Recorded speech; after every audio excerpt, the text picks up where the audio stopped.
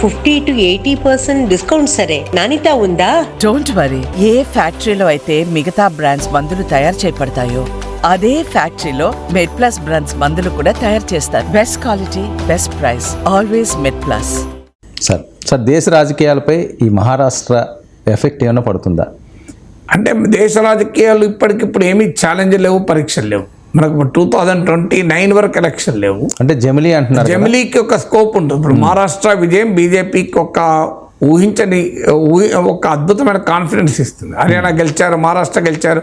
ఎందుకంటే 2024 లోక్సభ ఎన్నికల తర్వాత ఒక బలమైన నరేటివ్ క్రియేట్ అయింది, మోడీ పని అయిపోయింది అని. ఎందుకంటే మీకు 283 సీట్స్ 2014లో బీజేపీ గెలుచుకుంది. అది 303కి పెంచుకుంది 2019లో. 2024లో మేము 400 సీట్స్ దాటుతాం అని చెప్పి మోడీ టార్గెట్ ఇచ్చాడు. కానీ అనూహ్యంగా 63 సీట్లు దెబ్బతిన్నాయి. 303 నుంచి 240కి పడిపోయింది బీజేపీ. సో సొంతగా మెజారిటీ కూడా లేని పరిస్థితి. 2014లో 2019లో సొంతగా బీజేపీ మెజారిటీ ఉంది, ఎన్డీఏగా గెలిచినా కూడా. కానీ సొంతగా మెజారిటీ లేని పరిస్థితికి బీజేపీ నెట్టివేయబడింది. అందులో హిందీ హార్ట్లాండ్ స్టేట్స్ అయిన యూపీ, హర్యానా, రాజస్థాన్, ఈ north Indian states, Maharashtra, western India, ఈ స్టేట్లో ఓడిపోయింది. ఇప్పుడు మహారాష్ట్రలో 17 సీట్లకే పరిమితమైంది 48 సీట్స్లో. రాజస్థాన్లో 25 సీట్స్ ఉంటే కాంగ్రెస్ దాని మిత్రపక్షాలు 11 సీట్లు గెలుచుకున్నాయి. తర్వాత మీకు ఈవెన్ కర్ణాటకలో అంతకుముందు స్వీప్ అయిన స్టేట్లో కూడా కాంగ్రెస్కు భారీగా ఈల్డ్ కావాల్సి వచ్చింది. హర్యానాలో 2014, 2019లో 10 గెలుచుకున్నారు, అక్కడ సగం ఓడిపోయారు. మీకు ఇక్కడ ఉత్తరప్రదేశ్లో 62 సీట్స్ గెలుచుకున్నారు అంతకుముందు 80లో.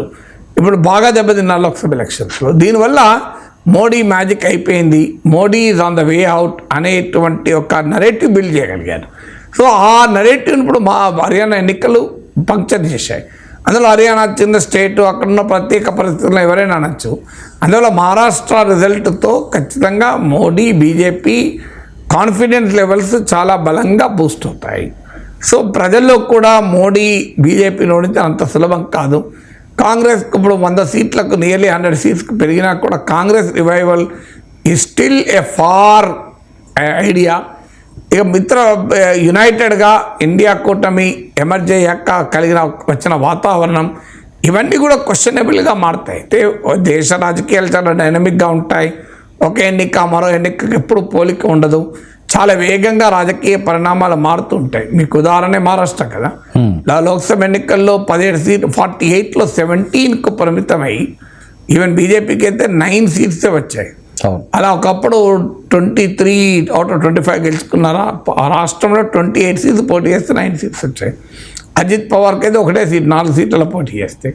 సో ఆ సిచ్యువేషన్ నుంచి బీజేపీ వితిన్ ఫ్యూ మంత్స్ తట్టుకొని నిలబడడమే కాకుండా ఇంత భారీగా అద్భుతమైన పర్ఫార్మెన్స్. జనరల్గా ట్రెండ్ ఏంటంటే లోక్సభ ఎన్నికల్లో బీజేపీ బెటర్ పర్ఫార్మ్ చేస్తుంది, అసెంబ్లీ ఎన్నికల్లో దెబ్బతింటుందని. ఇది రివర్స్ అయింది.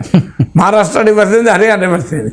లోక్సభ ఎన్నికల్లో దెబ్బతీసింది, హర్యానా అసెంబ్లీ ఎన్నికల్లో బయట పర్ఫార్మ్ చేసింది. అందువల్ల బీజేపీ చుట్టూ ఉన్న నరేటివ్స్ మోడీ బలం అయిపోయింది, హిందుత్వ ప్రభావం తగ్గిపోయింది, ఇండియా కూటమి చాలా బలపడింది, కాంగ్రెస్ రివైవ్ అయింది. లోక్సభ ఎలక్షన్లో బీజేపీ కొట్టు వచ్చిన అసెంబ్లీ ఎలక్షన్లకు రావు. బీజేపీ డివిసివ్ ప్రచారం, మా హిందూ ముస్లిం ప్రచారం ఇదివరకులాగా పనిచేయదు. మండల్ ప్రభావము వల్ల బీజేపీ ఇబ్బంది పడుతుంది. ఇవన్నీ నరేటివ్స్ బిల్డ్ అయ్యాయి లోక్సభ ఎలక్షన్ రిజల్ట్స్తో. మహారాష్ట్ర రిజల్ట్స్, అంతకుముందు హర్యానా రిజల్ట్స్తో ఈ నరేటివ్స్ను బీజేపీ తిప్పికొట్టడానికి మాత్రం అవకాశం ఏర్పడింది.